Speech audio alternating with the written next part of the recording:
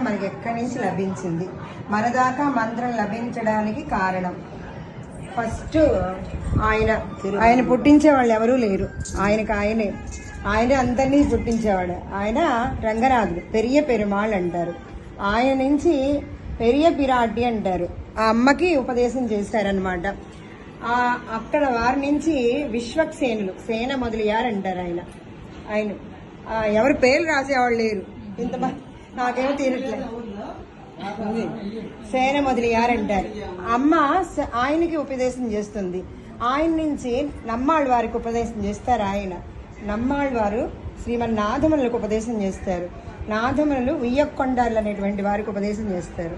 వారు మణక్కాలు నంబి, వారి ఆళవందాలు అంటారు. వీరు పెరియ నంబి. తర్వాత మధ్యలో మన పెద్ద హారం ఉందనుకో, ఆ హారానికి బాగా లాకెట్ ఉంటే ఆ హారం